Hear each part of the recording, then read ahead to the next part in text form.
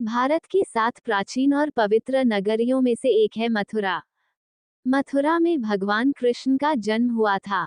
किसी ने कृष्ण के मामा कंस को बताया कि वसुदेव और देवकी की संतान ही उसकी मृत्यु का कारण होगी, अतः उसने वसुदेव और देवकी दोनों को जेल में बंद कर दिया। कंस उक्त दोनों की संतान के उत्पन्न होते ही मार डालता था। भविष्यवाणी के अनुसार विष्णु को देवकी के गर्भ से कृष्ण के रूप में जन्म लेना था। उस लग्न पर केवल शुभ ग्रहों की दृष्टि थी। रोहिणी नक्षत्र तथा अष्टमी तिथि के संयोग से जयंती नामक योग में लगभग 3112 ईसा पूर्व ज्योतिषियों के अनुसार रात 12 बजे उस वक्त शून्यकाल था। जब कृष्ण का जन्म हुआ तो जेल के सभी संतरी माया द्वारा गहरी नींद में सो गए। जेल के दरवाजे स्वतः ही खुल गए। उस वक्त भारी बारिश हो रही थी।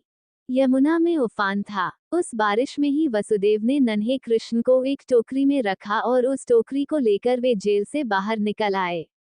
कुछ दूरी पर ही यमुना नदी थी। उन्हें उस पार जाना था, लेकिन कैसे? तभी चमत्कार हुआ। यमुना के जल ने भगवान के चरण छुए और फिर उसका जल 2 हिस्सों में बंट गया और इस पार से उस पार रास्ता बन गया। कहते हैं कि वसुदेव कृष्ण को यमुना के उस पार गोकुल में अपने मित्र नंदगोप के यहाँ ले गए। वहां पर नंद की पत्नी यशोदा को भी एक कन्या उत्पन्न हुई थी।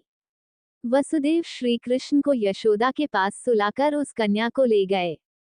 गोकुल माँ यशोदा का मायका था और नंदगांव में उनका ससुराल। श्री कृष्ण का लालन पालन यशोदा व नंद ने किया। गोकुल यमुना के तट पर बसा एक गांव है, जहां सभी नंदों की गायों का निवास स्थान था। नंद मथुरा के आसपास गोकुल और नंदगांव में रहने वाले आभीर गोपों के मुखिया थे। यहीं पर वसुदेव की दूसरी पत्नी रोहिणी ने बलराम को जन्म दिया था। बलराम देवकी के 7वें गर्भ में थे, जिन्हें योगमाया ने आकर्षित करके रोहिणी के गर्भ में डाल दिया था। ये स्थान गोप लोगों का था। मथुरा से गोकुल की दूरी महज 12 किलोमीटर है। दोस्तों, उम्मीद करते हैं आपको हमारी कहानी पसंद आई होगी।